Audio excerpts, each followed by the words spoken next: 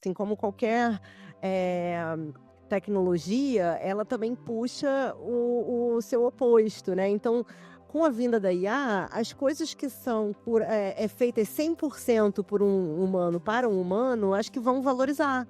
Da mesma maneira que, assim, pô, a gente tem o Photoshop, mas às vezes eu quero uma capa aquarelada, eu quero um artista que vai trabalhar com aquarela para fazer essa capa, e isso vai ser mais valorizado. Então eu acho que o contato humano, ele vem nessa contramão para contrabalancear. Então muitas coisas a gente vai resolver com o IA, sim, a gente vai ter mais tempo, a gente vai poder fazer pesquisas mais amplas, a gente vai poder, de repente, revisar de uma maneira mais, otimizar o nosso tempo. Mas também o contato do autor com o público, as coisas que, presenciais, elas vão valorizar mais.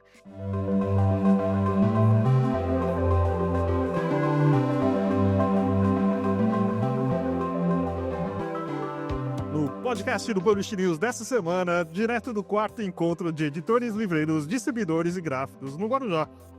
Temos 3 convidados especiais: Daniel Benchimol, Rafaela Machado e Cássia Carrinho.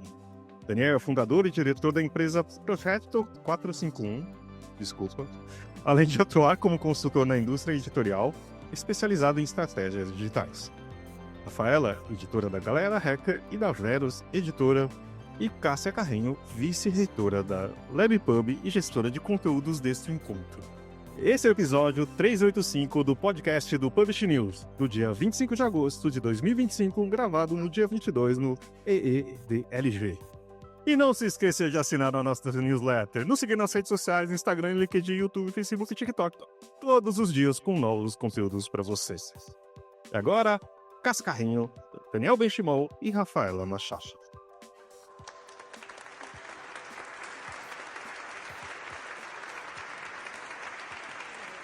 Ó, aqui a gente vai tentar todos falar em português. Eu peço desculpas, porque não hablo nada.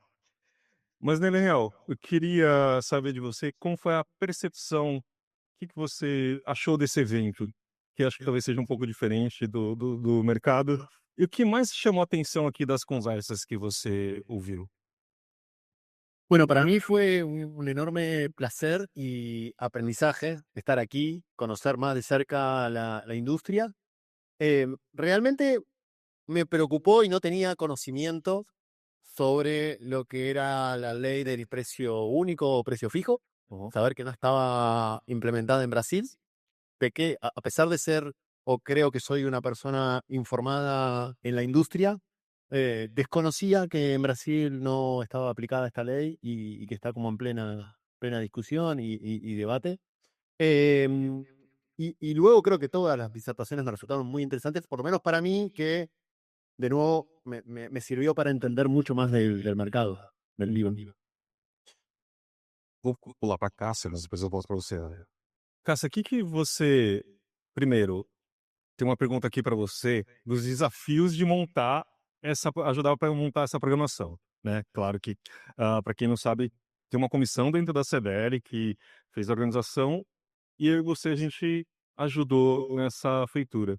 Mas qual foi o desafio? Porque eu acho que a gente tem muito a ideia, acho que do evento é de discutir assuntos importantes e a gente não consegue fazer isso no nosso dia a dia, né? Então, mas me fala um pouco como foi esse processo e uma mesa que chama atenção?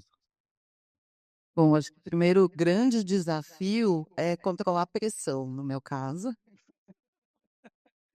Mas eu acho que é desafiador. Eu fiquei pensando muito esses dias disso, que eu acho que é aquela frase que a gente ouve, quem é editor, que a sua editora não é a sua biblioteca, né, não é a sua casa. Eu acho que curadoria é um pouco isso. Então, obviamente que tem coisas que para mim não são importantes ou não são relevantes, no momento que eu vivo, porque eu não sou uma distribuidora, por exemplo. E aí é o grande desafio é a gente se entender como mercado, como a gente sabe que o que atinge na ponta, vai provavelmente no próximo ciclo atingir quem começa. Então é sair dessa coisa pessoal que é, eu gosto disso, esse assunto é importante, no meu dia a dia é importante para o coletivo. No caso desse encontro, a gente tem né, como as nossas letrinhas dizem, né, editores, livreiros, distribuidores e gráficos. Então, isso é um desafio, porque, obviamente, que tem uma porcentagem maior, óbvio, de editor, não é nem de editores, né, mas que trabalham em editoras, livreiros, distribuidores, gráficos. Então, não dá para fazer um encontro só com temas para gráficos, mas tem que estar incluído de alguma forma. E eu acho que o grande desafio é nesse sentido de mostrar a importância, mesmo quando não é algo que te afete diretamente.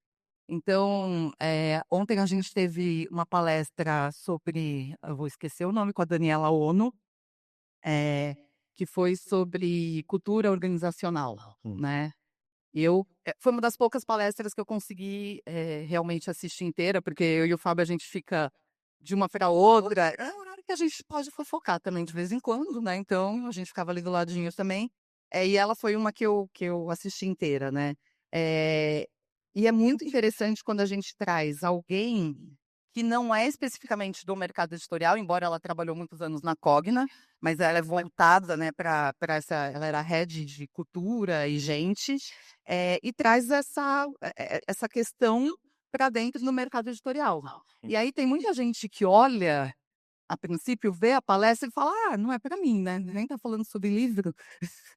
Então, eu acho que esse é o grande desafio, é você, aos poucos, é uma construção, né? E quem vem a primeira vez é diferente quando vem a segunda, porque daí na segunda vez a pessoa já entendeu isso, fala, não, peraí, eu posso aprender um pouco sobre isso.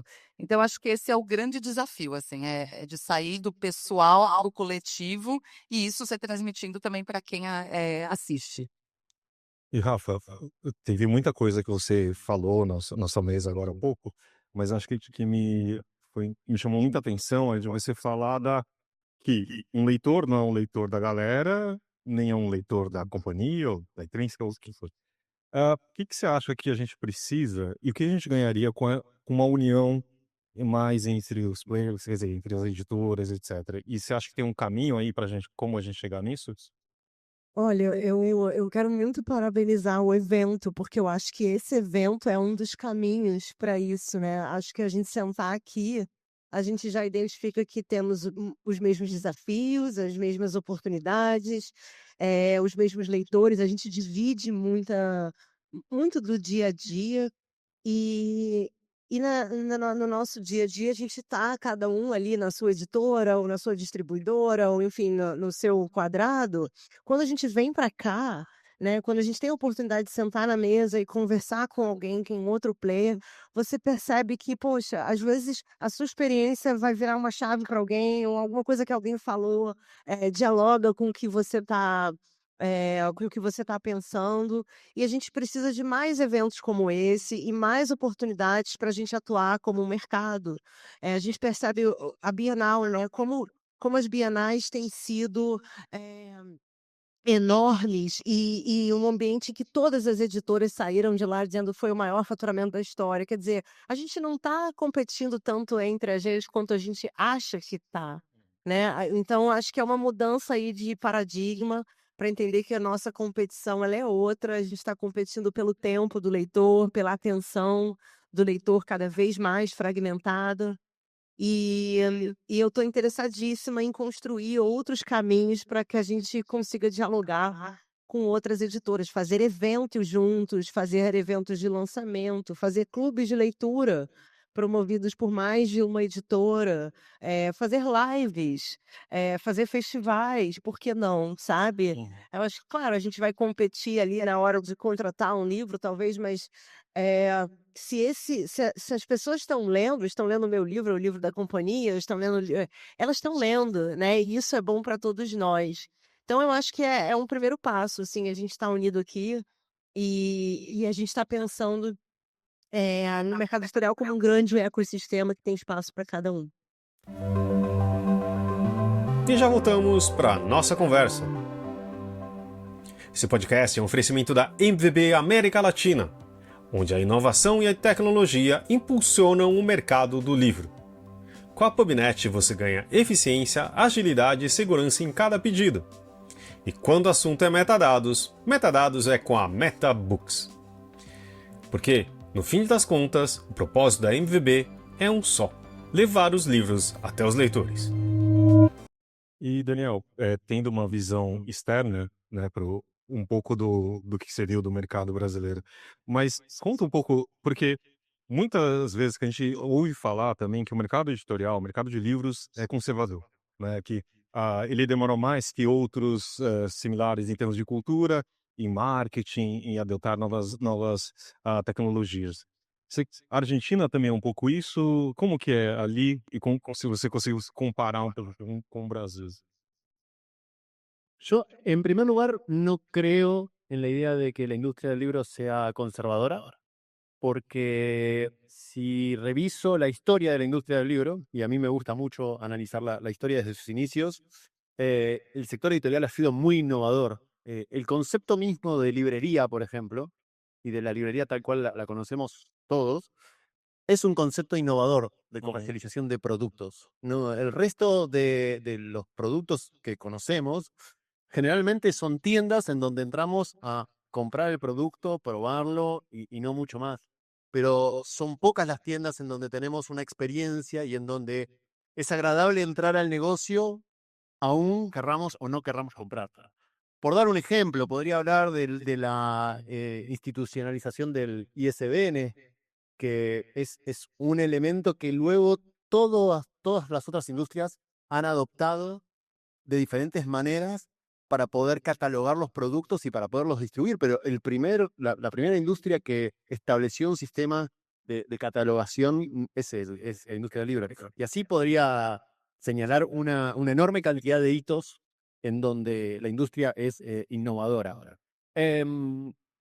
Comparando, creo que, a ver, lo que a mí me llama la atención en términos positivos, si quieren, es que creo que ustedes tienen un mercado interno muy grande y muy potente, y no es lo que ocurre en América Latina en general, en donde es mucho más dependiente y es mucho más necesaria la exportación de los libros, y en donde la relación entre América Latina y España es una relación bastante desigual. Es una relación en donde España suele producir y exportar una gran cantidad de libros hacia América Latina, y la relación inversa pocas veces te da, ¿no? A pesar de que tenemos una lengua en común muy grande, pero no podemos aprovechar esas características. Creo, por lo que conozco y por lo que además pude aprender en estos días, que es bastante distinta la situación de ustedes, donde tienen un mercado interno muy poderoso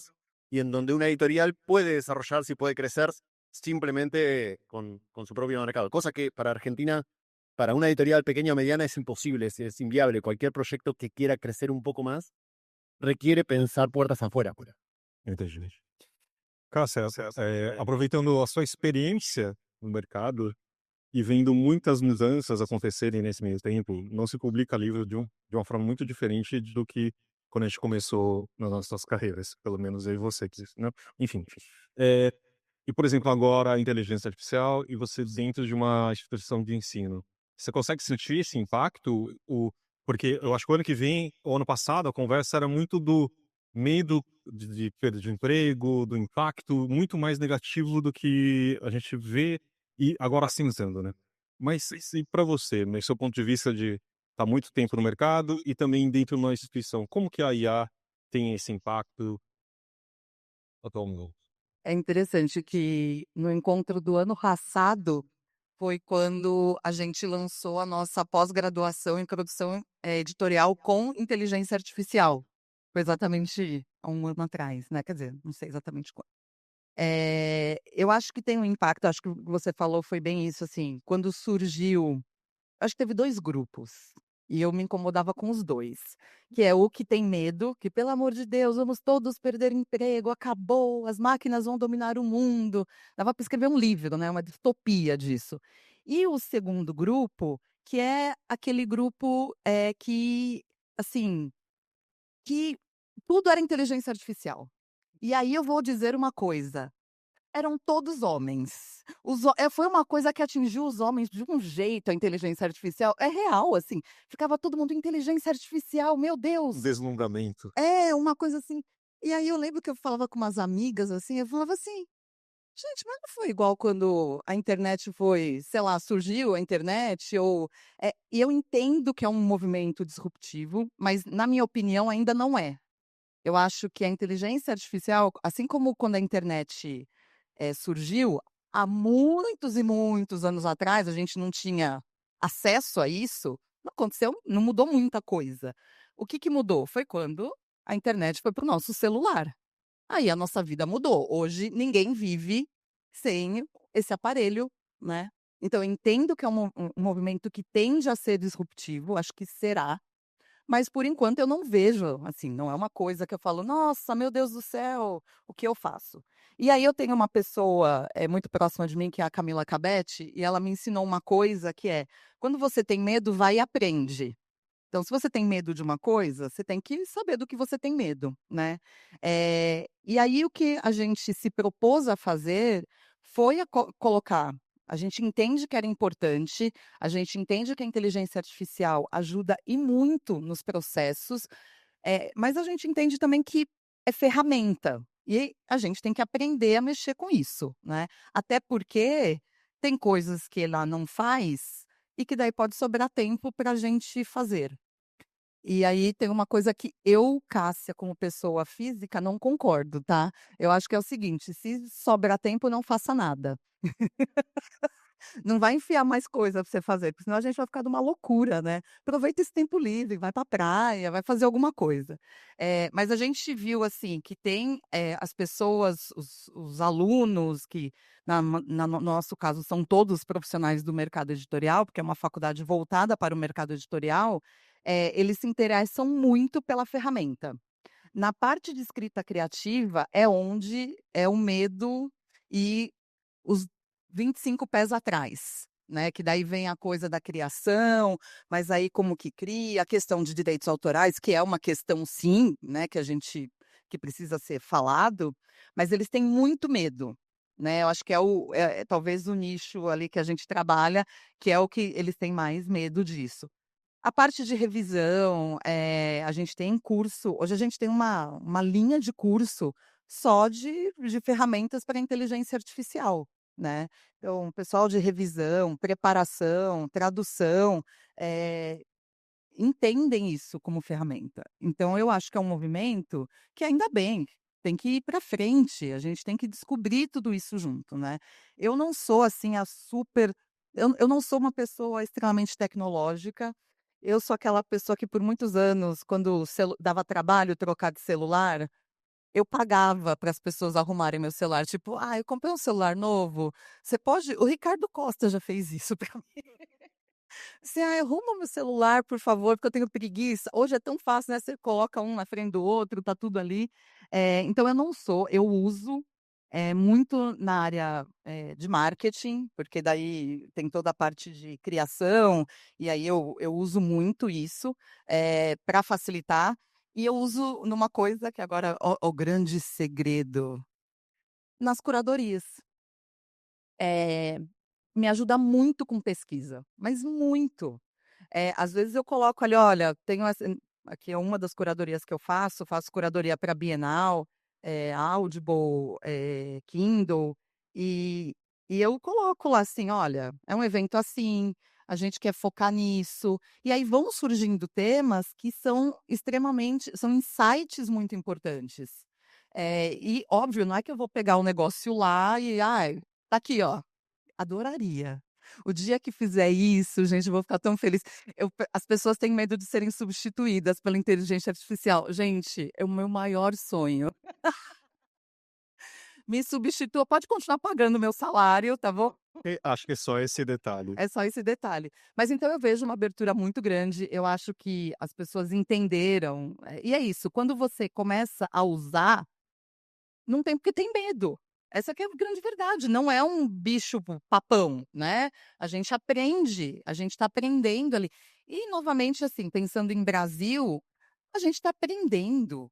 né? Não dá para falar que a gente, nossa, somos grandes experts nisso. Então a gente tem que aprender. E você, Rafa? Como que é a visão sua pessoal, né, no seu dia a dia e também na Record? O uso de IA, etc. Como que tem acontecido lá? Olha, eu acho que a gente está muito no começo, né, dessa discussão ainda como mercado e na Record também. Eu lembro que eu como millennial, eu vivenciei o começo da internet e outras tecnologias. Eu também tenho uma formação em design. Eu lembro que quando o Photoshop surgiu, Nossa, meu sim. Deus, como ele era assustador, né, era uma coisa. E hoje é mais uma ferramenta, então eu acho que a gente precisa entender, regulamentar, entender como é que funcionam os direitos autorais, como é que isso pode ser usado. E para que atende e o que não atende, né, porque isso é uma coisa interessante, assim, como qualquer, eh, tecnologia, ela também puxa o seu oposto, né, então, com a vinda da IA, as coisas que são feitas 100% por um humano para um humano, acho que vão valorizar. Da mesma maneira que, assim, pô, a gente tem o Photoshop, mas às vezes eu quero uma capa aquarelada, eu quero um artista que vai trabalhar com aquarela para fazer essa capa, e isso vai ser mais valorizado. Então eu acho que o contato humano, ele vem nessa contramão para contrabalancear. Então muitas coisas a gente vai resolver com o IA, sim, a gente vai ter mais tempo, a gente vai poder fazer pesquisas mais amplas, a gente vai poder, de repente, revisar de uma maneira mais, otimizar o nosso tempo.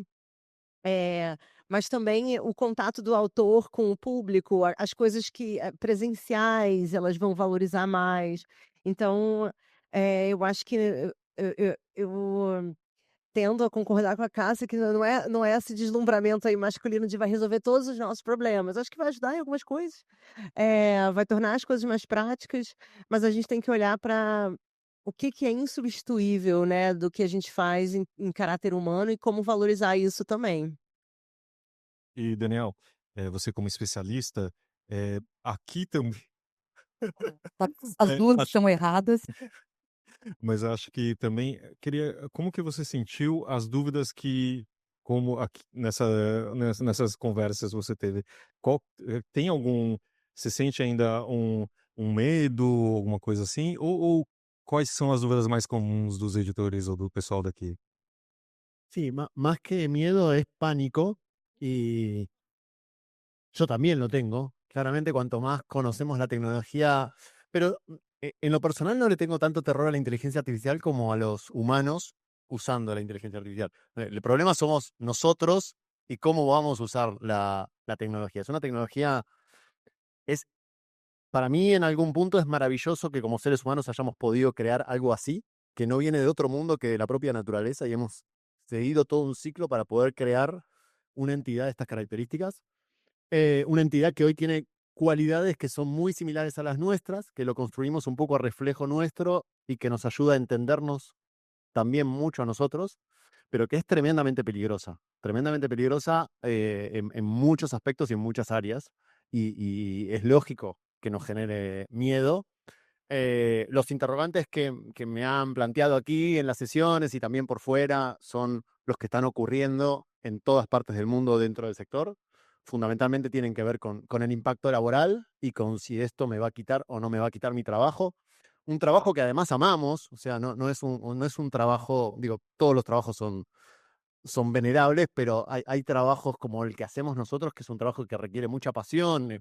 La mayoría de nosotros trabajamos de esto con una meta de tener una subsistencia económica, pero no para llenarnos de dinero, sino que lo hacemos porque nos apasiona la industria del libro y de pronto tenemos máquinas que escriben y que leen mejor que nosotros. Y eso nos incomoda y es lógico que nos incomode. Y luego el debate de cómo vamos a hacer sustentable la industria con máquinas que generan contenido a una velocidad y una calidad igual a la humana y a una velocidad mucho mayor. Entonces, esos son los miedos, son absolutamente lógicos. Yo lo que trato de debatir, de modificar cuando trabajo con los editores, es tratar de que no haya eh, escepticismos, que no haya prevalece una idea flotante de que las inteligencias artificiales no van a poder hacer nuestra labor. Hay como una idea de que no pueden traducir igual que un ser humano, de que no pueden corregir igual que un ser humano, de que no pueden diseñar portadas igual que un ser humano, y realmente lo pueden y lo van a hacer. Entonces, tenemos que plantearnos ese escenario y ver cuál va a ser el valor nuestro en un escenario en donde eso sí va a ser posible, eh, porque eso va a ser, para mí va a ser posible. Posso fazer uma coisa? Eu também acho, quando as pessoas falam: "Ah, mas, a inteligência artificial nunca vai conseguir ser criativa", essas coisas, eu falo: "Então, eu acho que sim, ela vai". Eh, e aí é muito interessante o que você falou, que talvez o que vai ser muito valorizado é exatamente o erro, porque uma coisa que nós fazemos muito bem é errar. Né, já diz aí a frase, o famoso "errar é humano" com H, né, e talvez seja isso, seja a imperfeição, seja você demora mais tempo mesmo, né, e aí se é muito interessante isso, né. Todos os movimentos globais que a gente tem o antagonismo, né, isso, você começa a ter muita liberdade de expressão, o que que acontece? A gente começa a ter grupos conservadores enlouquecidos, né. Então talvez isso seja uma coisa para a gente pensar, você falou isso, eu fiquei pensando nisso, que vai ser a nossa humanidade que realmente e daí, gente, não estou falando se é bom, se é ruim, se vai ganhar dinheiro, se vai eu não fico pensando nisso, estou falando no que vai nos definir, né. Eu A mí me gusta comparar sí, comparar con lo que sucedió con la fotografía. Para mí siempre es como un buen ejemplo, ¿no? Que cuando surge la fotografía, y de verdad hice algo de investigación sobre el tema, porque es muy interesante, eh, se decía que la fotografía quitaba el alma de las personas, que la fotografía era algo frío, que no se podía considerar arte, que la fotografía reemplazaba a los artistas de aquel entonces que mayoritariamente hacían autorretratos y retratos. Y la historia nos dice otra cosa, ¿no? La fotografía es arte, claramente es arte y la entendemos como tal. Y además el arte pictórico también mutó, se vio forzado a hacer otra cosa que no sea replicar la realidad. Aí, de repente, a marca do pincel, o erro, a demora do processo de você sentar pintando alguém, virou o diferencial aí da pintura. Você pode falar o mesmo sobre o teatro depois do cinema, né. A gente tem: "Ah, por que que, meu Deus, vai acabar o teatro?". Não, porque tá tudo se desenrolando ali em tempo real, com recursos que não são super tecnológicos, e isso tem uma alma também. Então eu acho que a inteligência artificial vai nos obrigar a perceber o que que é inerente da alma humana, né, por exemplo, sei lá, o sofrimento, os livros lá de coração partido, você saber que aquele autor estava chorando naquela poesia, isso vai diferenciar. E tem uma coisa muito interessante quando a gente fala, principalmente de tecnologia, de momentos que estão acontecendo, que a gente sempre está falando de um lugar de quem está vivendo esse momento. E eu acho tão importante a gente pensar que o que a gente está discutindo agora, quem está nascendo hoje, isso aqui não vai fazer parte da discussão dele, porque é um outro mundo. Ele vai chegar com esse mundo mais pronto. Não estou falando que nós não temos que pensar, mas aí falando como produtores de conteúdo, né, a gente sempre tem que pensar nisso. Eu não gosto dessa coisa da gente achar que a nossa geração é sempre a melhor que da anterior e que da próxima. E eu falo: "Gente, para com isso", né, assim como a gente eu tenho certeza que meu pai olha para umas coisas que eu fiz e fala: "Meu Deus, que infantilidade. Na minha geração, a gente não fazia isso". E aí a gente ouve muita gente falando: "Nossa, essa geração aí, ó, não sei nem lidar com eles". Você não sabe lidar porque é outra geração, é só isso, é diferente, né. E não é porque e eles vão ter outros tipos de aprendizado. Eles vão consumir conteúdo de uma outra forma. E aí a gente como produtores, líderes, dentro do mercado, isso é uma coisa que a gente tem que prestar atenção. né? Eu acho que uma das coisas que eu já estou reparando que está mudando é a relação com as imagens, né. Então antigamente, assim, existe uma foto, isso é real, isso aconteceu. E agora a gente já está assim: "Pô, espera aí, né, isso é real ou isso não é?". Lembra do papa lá com aquele casaco, né. Então assim, a gente já está mudando a forma como a gente lida com as imagens. E a gente está, há décadas, né, na época da foto impressa, sei lá, do filme, você tinha uma chance ali de fazer uma foto e era aquilo, agora a gente faz milhões de fotos. Então, assim, a gente está em constante transformação, e acho que a IA é só mais uma etapa nessas transformações que a gente está vivendo enquanto sociedade. Yo lo que tengo más inquietudes siempre y lo que más me da vueltas por la cabeza tiene que ver con las transformaciones en la lectura más que en la producción. Por lo menos en la producción tengo relativamente claro algunas cosas que pueden ir ocurriendo y cómo las herramientas pueden ir introduciéndose en los equipos editoriales. Pero a nivel lectura va a ser una transformación muy brutal, muy brutal. Em, Piensen ustedes, por ejemplo, que las visitas, el tráfico a los medios de comunicación y información cayó cerca de un 30 a 40% desde el surgimiento de ChatGPT para aquí. Eso significa que lo que estamos haciendo es preguntarle a ChatGPT o bien haciendo una búsqueda en Google como la hacíamos antes, pero nos responde la inteligencia artificial. Nos responde la inteligencia artificial condensando la información, haciéndola más simple, personalizándola de acuerdo a lo que a nosotros nos gusta leer o ver leer, y ya ni siquiera entramos a esos enlaces, aunque sea para hacer una lectura en diagonal, ¿no? Em, Va a haber como muchos procesos que van a mutar en la forma en que tenemos de acceder. De hecho, digo, yo podría no saber leer, pero pedirle a la inteligencia artificial que me analice un contenido y que me lo transforme en un audio y me lo cuente visualmente. Y bueno, y eso puede tener algunas ventajas, podrán decirme, quien hoy no ha tenido un aprendizaje o una alfabetización va a poder acceder a esos contenidos, pero también nos va a hacer como perder esa construcción de la lectura. A mí me genera mucha inquietud. Eu entendo isso mas eu não eu sempre acho que eu tenho pensamentos muito simplistas, real, assim, que eu falo assim: "Gente, tá, e se eu perder isso? E se a próxima geração não precisar usar isso?". Isso o quê, no caso? A forma como ele falou, né, essa leitura diagonal, por exemplo. E se aquilo virar uma outra coisa? Que vai atingir uma outra coisa. Eu sou da época que ainda a gente escrevia, né. Vocês lembram isso? Que a gente pegava caneta, essas Escrevi à mão. coisas, escrevia à mão, assim, e tal. E uma vez eu lembro que: "Não, porque isso, a coordenação fina, não sei o quê, tal".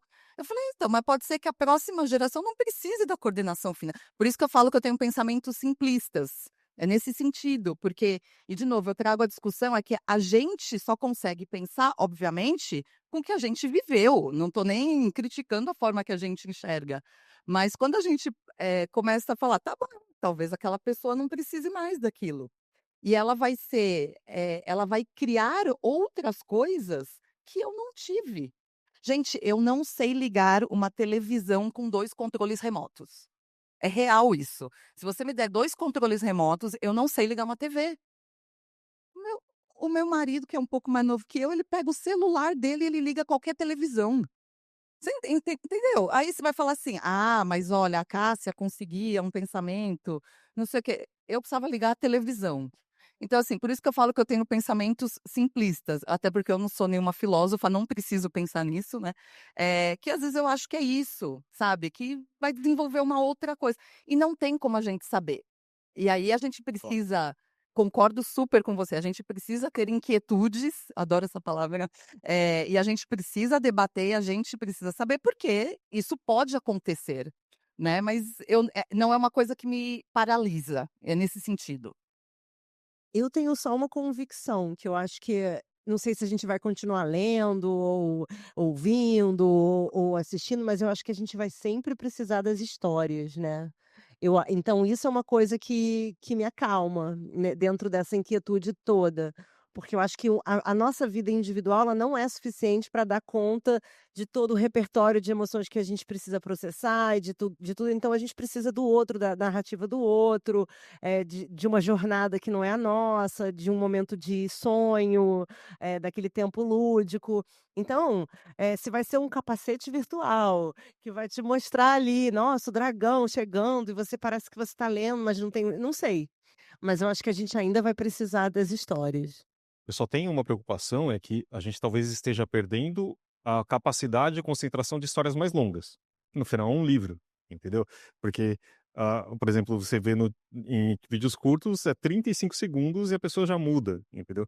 E como não evita, porque eu acho que é importante ser, claro, ler histórias longas, porque senão você só fica numa superfície de saber um pouquinho de cada, né? Eu não sei, de verdade. Ah, não, É eu real. também não sei, mas Não, mas e é isso que o meu questionamento é sempre esse, porque a gente sempre parte do ponto daquilo que a gente vive e acredita, claro, claro. entendeu? Eu não sei, pode ser que a história eu não acho que todo livro de 500 páginas seja mais profundo do que um livro de 50, Não, entendeu? é E só, eu aí acho que é o fato de evitar a leitura, eu só acho que é isso. então, Porque também eu acredito que você ler ou ouvir, você também consegue capacidades que você não teria diferente. diferentes. Exato. Agora, é interessante isso, porque a gente fala muito que realmente, a atenção das pessoas ela está mais fragmentada e é verdade. Ao mesmo tempo, a gente vive a era das pessoas maratonando coisas, né, maratonando séries, e se essa coisa é mais curta, será que as pessoas querem agora capítulos curtos e do nada elas vão ler 600 páginas, não vão nem perceber, porque os capítulos são muito curtos? Não sei.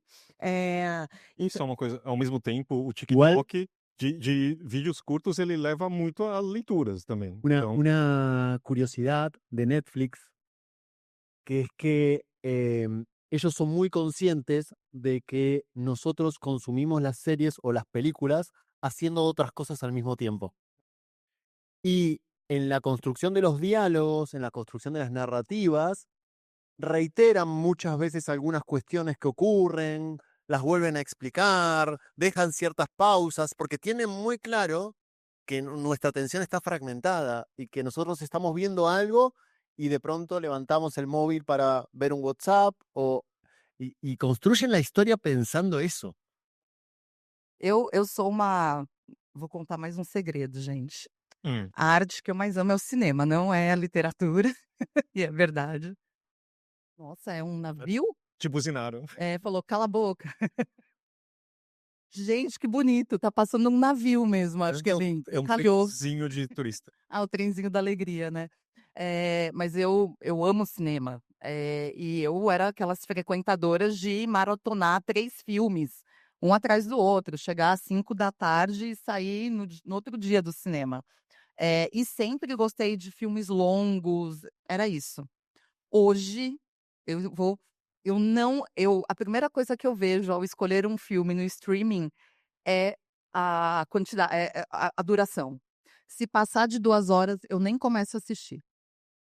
Porque eu sei que a minha concentração hoje é diferente. E antigamente eu não passava pela minha cabeça não assistir um filme inteiro e deixar para ver um pedaço no dia seguinte. Hoje eu faço isso com a maior tranquilidade. Primeiro porque eu tô velha e durmo no meio mesmo, já começa aí, né, uma coisa é ter 30 anos, outra coisa é ter 50, mas é isso. E aí tem uma coisa interessante que a gente pode falar: "Ah, sei lá, não consegue ter a mesma coisa", mas eu, por exemplo, e é uma coisa pessoal, é de cada um. Antes eu não conseguia fazer isso, porque quando eu ia ver no outro dia eu já tinha esquecido o que tinha acontecido, tal. Hoje eu lembro. Então é fragmentado, mas eu consumi. E aí que eu acho que é importante para a gente entender a forma de consumo. E sim, isso já mudou, não é que vai mudar. Muda o tempo todo isso, né, então a gente tem que aprender. E já voltamos para a nossa conversa. E também com o apoio da CBL, A Câmara Brasileira do Livro representa editores, livreiros, distribuidores e demais profissionais do setor, e atua para promover acesso ao livro e a democratização da leitura no Brasil.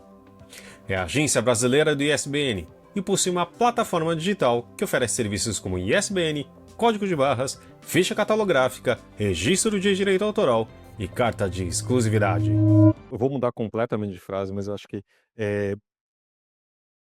vou começar com a Cássia.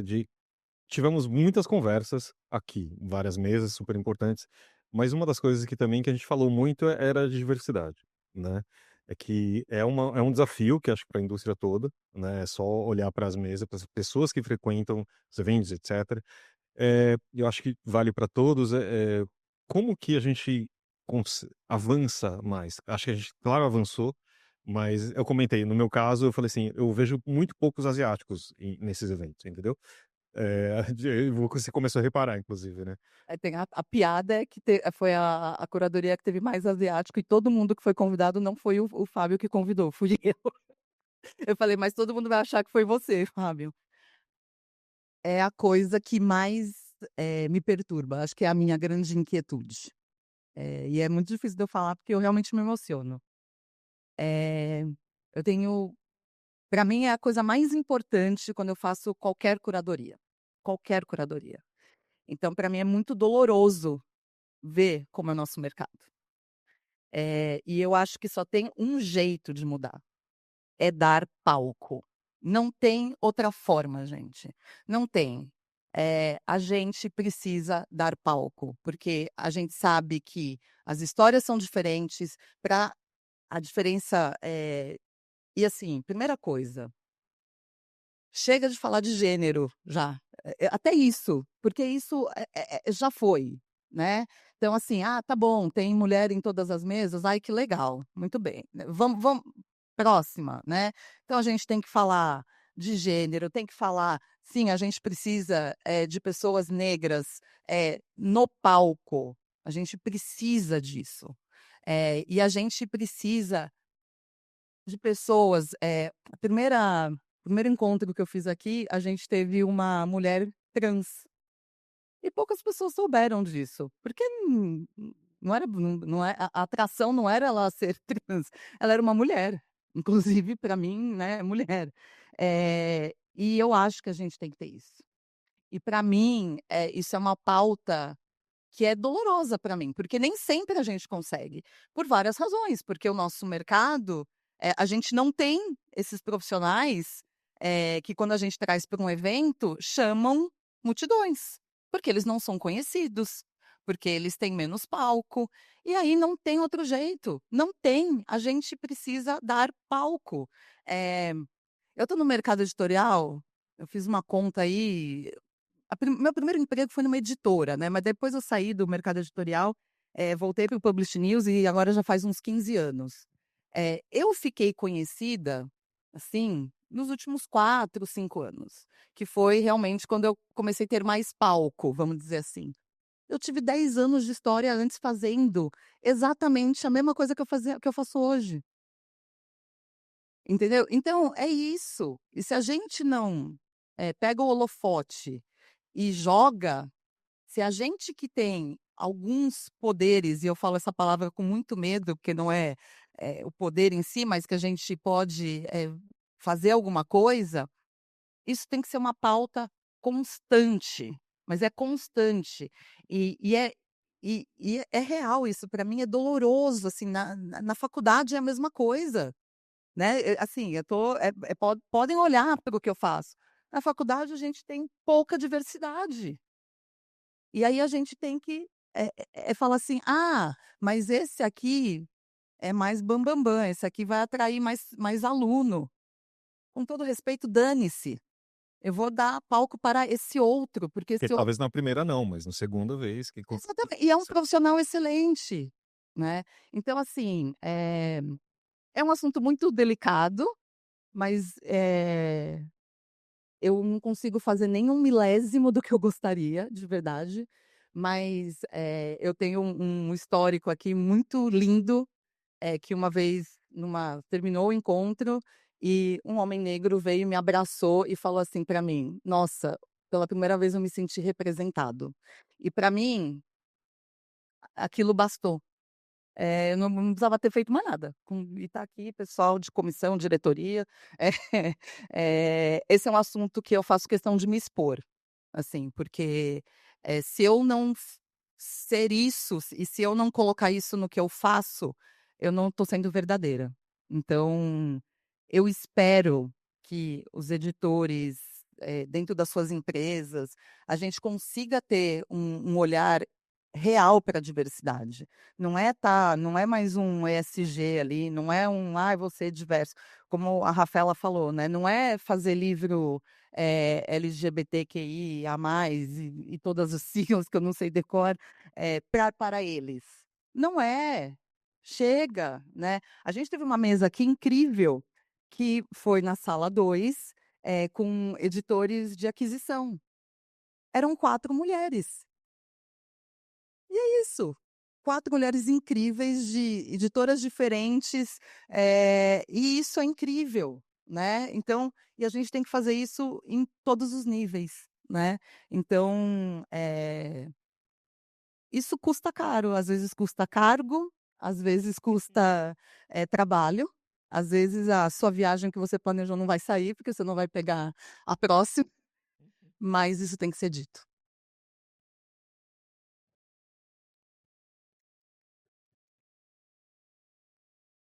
Tienes que ir pensando en la inclusión de robots, porque, bueno, no, a título un poco de broma y simplemente para salir, saben que hay una empresa de inteligencia artificial que es Anthropic, que es una de las más importantes hoy, no es la más reconocida, pero es una de las más importantes.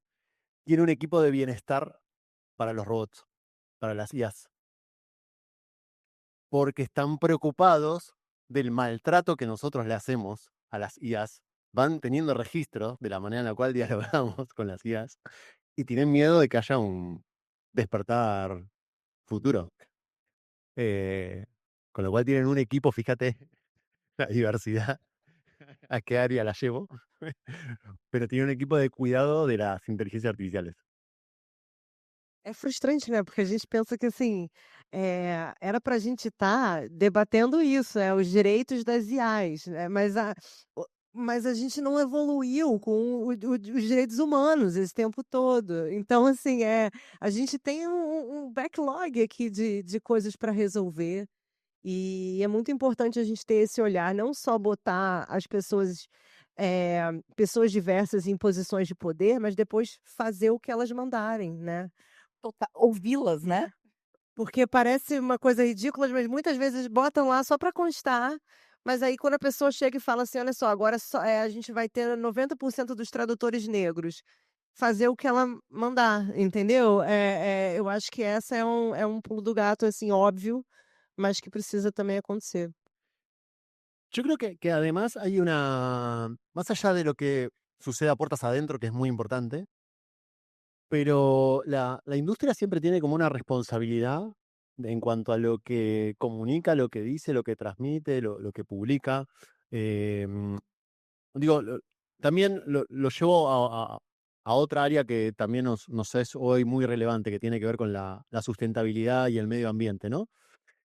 El impacto concreto de la industria del libro medioambientalmente es muy pequeño. O sea, tenemos como un imaginario de que estamos talando árboles pero realmente está cuantificado y es muy pequeño comparado con otras industrias.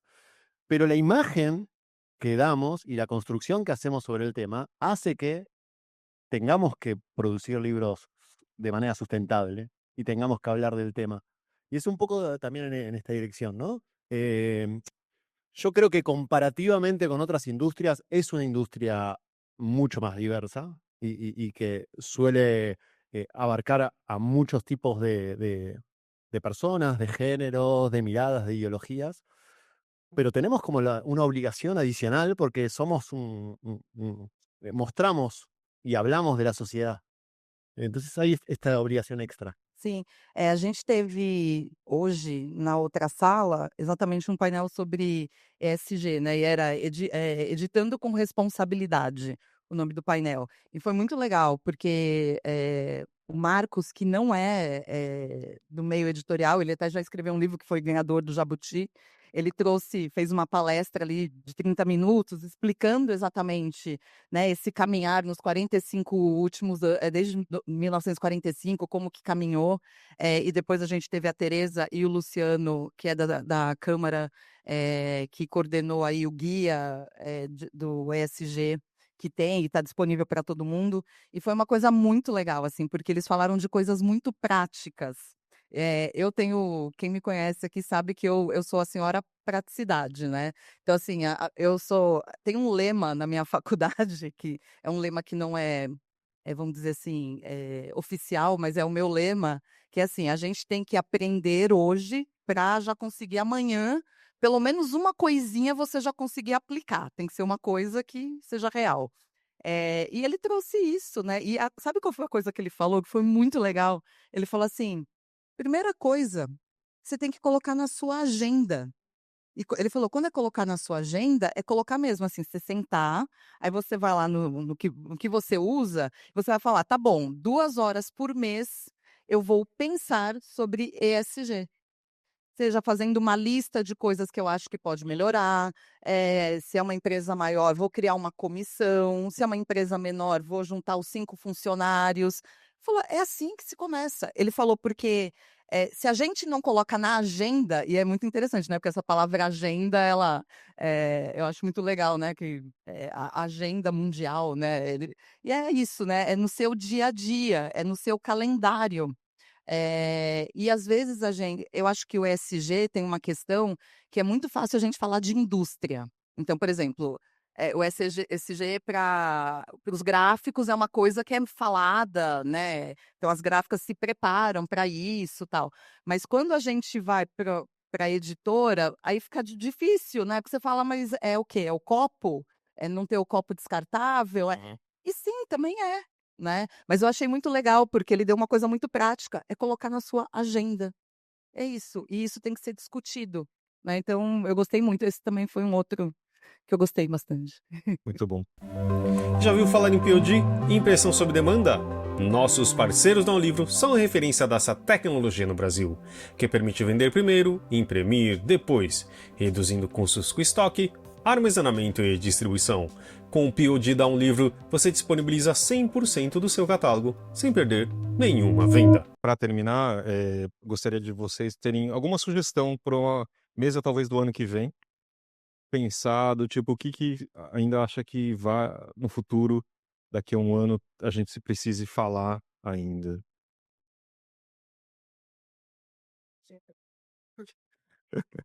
O que a gente vai falar de inteligência artificial ano que vem, Daniel? De aquí a un año, las cosas van a cambiar tanto que es difícil pensar que puede ser. Probablemente tengamos algunos denominadores comunes sobre los cuales haya que seguir trabajando y hablando, pero claramente la inteligencia artificial y lo que rodea a la inteligencia artificial, que puede ser desde la adquisición de nuevas habilidades, nuevos roles que se incorporen a las empresas, la discusión con la propiedad intelectual que va a estar cada vez, en torno a la propiedad intelectual, que va a estar cada vez más candente, probablemente una mesa que discuta esto. Y, y creo yo como un elemento muy importante, no suele estar en la agenda, pero como un elemento muy importante, el lugar que ocupa Sudamérica en todo esto, que realmente estamos como espectadores viendo un poco el partido y no estamos tomando ninguna determinación de ningún tipo. Y es un problema porque de alguna forma se está definiendo la manera en la cual vamos a vivir. No es poca cosa lo que se está dirimiendo en estos momentos. Rafa, você tem uma sugestão pra gente? Olha, eu sugeriria, uma mesa sobre inovação, para onde as histórias estão indo. Será que são micro-histórias? Será que é o áudio? O que que vai além do áudio? Será que é uma coisa interativa, que o autor cria algumas, enfim, algumas possibilidades e você escolhe? Para onde as histórias estão indo, né? O que é o livro, se você vai além do suporte? Eu acho que seria bem interessante dar uma viajada aí nessas possibilidades. Anotado. É, eu vou dar a ideia, né? Daí vai, quem for fazer o ano que vem, pega. Mas eu não sei se não é assunto, mas é formato. Já faz alguns anos que eu percebo que tanto Bienal, todas as curadorias que a gente vai, você tem muita informação, né, é uma coisa assim, que nem a Flip para mim virou eu fico até com medo de chegar em Paraty, a primeira esquina já vai ter alguém falando, né, com um livro na mão e é muita gente, e talvez seja uma coisa pessoal, o meu cérebro, eu fico um pouco abalada com tudo isso. Eu gostaria muito de ter tempo de reflexão. Assim, sabe, de a gente ter mesas e que daí depois a gente consegue logo após a mesa, a gente consegue abrir mesmo, assim, para conversar, para ouvir, né. Eu acho que, toda vez que a gente teve momentos aqui, ano passado, esse ano, se a gente vai no coffee break, na hora do café da manhã, no almoço, são momentos muito importantes, né, que é o momento que a gente chama carinhosamente de networking, mas não é só isso, né, Trocar, é conversar. e eu acho que é a hora que as informações elas se assentam um pouco, assim, sabe. E aí, de novo, da minha perspectiva, hoje é uma mulher de 50 anos, né, pode ser que a geração atual vai falar: "Meu Deus do céu, que saco isso", né. Mas para mim, isso seria uma coisa legal, assim, porque a gente sabe, as pessoas que vêm aqui, elas vêm porque elas querem se encontrar. Elas querem encontrar todo mundo, é legal, é gostoso, a gente conhece gente nova. Então, eu diria que é isso, é pensar num formato que já tem, mas que a gente consiga aprofundar. Muito bom. Queria agradecer vocês, mas eu queria fazer só um agradecimento a todo mundo que esteve aqui, que passou por essas mesas. Junto com a comissão, a gente fez com todo carinho. Queria agradecer o Daniel, a Rafa por estarem aqui e todos os convidados. Mas uma das coisas mais legais realmente é encontrar as pessoas, né? Tipo, a gente aprende muito, a gente fala muito, mas a gente ouve, mas acho que encontrar pessoas queridas também, que acho que a vantagem de trabalhar com livros é que as pessoas são mais legais que outros mercados. Mas eu queria agradecer a todo mundo, a CBL, a comissão, mas valeu. E eu queria agradecer publicamente aqui ao meu parceiro no crime, Fábio Errara. Foi muito divertido, e eu aprendi muito com o seu jeito, de lidar com as coisas. E eu já descobri agora, quando eu sempre passo um pouquinho da brincadeira, né. Aí é muito bom, porque quando eu passo muito, ele faz assim: "Aham", e sai. Então ele me ensinou o "aham". Obrigada, de verdade, foi uma honra trabalhar com você. A gente já tem, obviamente, se conhece há muito tempo, ele dá aula na LabPub, mas eu acho que foi o primeiro projeto realmente juntos e foi muito legal mesmo. Obrigada. Valeu, Cássia, Rafa, Daniel. Obrigado e obrigado a vocês que ficaram aqui até agora. Muito obrigada, gente. Incrível estar aqui.